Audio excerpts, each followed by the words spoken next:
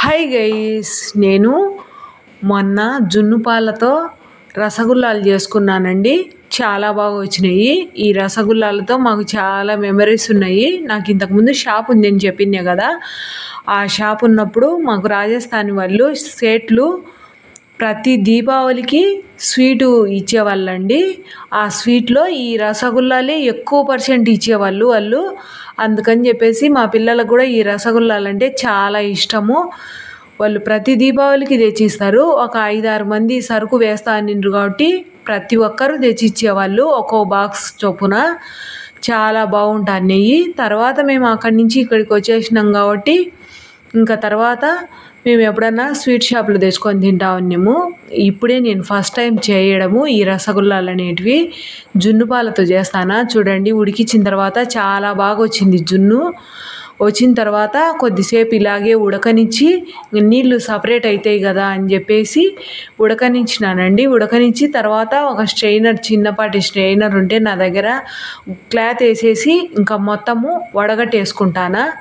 వడగట్టేసుకొని ఇంకా పైన నేను చల్లనీళ్ళు వేసుకున్నా. అంతా వడగట్టుకున్న తర్వాత ఇలా మొత్తం అయిన తర్వాత ఇంకా పైన ఒక గ్లాసు, పెద్ద గ్లాస్ పైన చల్లనీళ్ళు పోసేసుకొని ఇంకా మొత్తం అంతా నీళ్లు లేకుండా పిండేసుకొని మళ్ళీ ఒక 20 minutes పాటు అలాగే పెట్టేసుకున్నానండి. నేను ఇలా చల్లనీళ్ళు పోయికోకుంటే కనుక ఆ రసగుల్లాలు అనేటివి రబ్బర్ లాగా ఉంటాయి.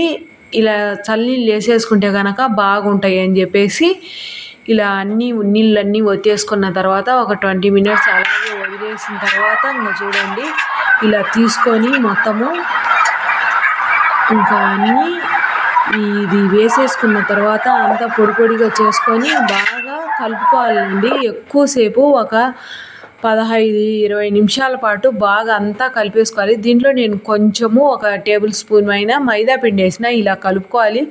నేను ఇలా కలపలేకపోయినా అని చెప్పేసి నేను మిక్సీలో వేసి కొట్టేసుకున్నానండి. ఆ క్లిప్పు మిస్ అయిపోయింది.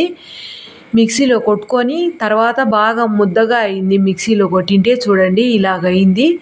ఇంకా అన్నీ చిన్న చిన్న ఉండలు చేసేసుకున్నా. మొత్తము అంతా చిన్న చిన్న ఉండలు చేసేసుకొని ఇంకా అంతా ఇవన్నీ చేసుకున్న తర్వాత బాగా ఇలా చేత్తో 2 చేతుల మధ్యలో పెట్టేసి ఇలా బాగా అనుకోవాలి. మళ్ళీ పగుళ్ళు రాకుండా ఉండాలని చెప్పేసి ఇలా బాగా అనాలి. అనిన తర్వాత ఇంకా అన్నీ ఇలాగే అనుకొని పెట్టేసుకొని తర్వాత ఒక కప్పు చక్కెర తీసుకున్నా. ఒక కప్పు చక్కెరకు 3 కప్పుల నీళ్ళు వేసేసుకున్నా. 3 కప్పుల నీళ్ళు వేసేసుకొని ఇంకా బాగా దాన్ని చక్కెర అంతా కరిగిపోయేంత వరకు ఉడికించుకున్నానండి. దీంట్లోనే నేను కొంచెం అంతా ఇలాచి వేసుకున్నా.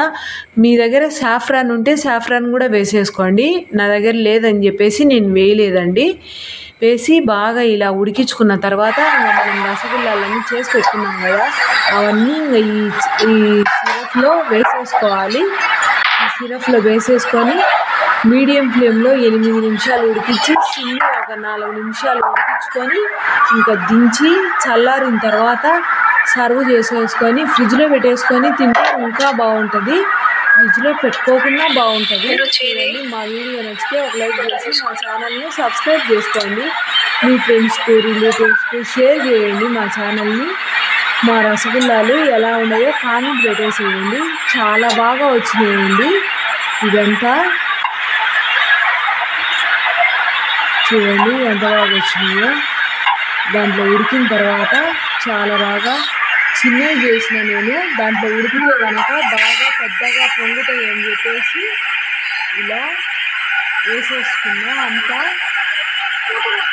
చాలా బాగా వచ్చినాయండి. ఇలా ఉడికిన తర్వాత చూడండి బాగా పొంగినాయి ఆ రసగుల్లాలు అనేటివి. అందరికీ బాయ్.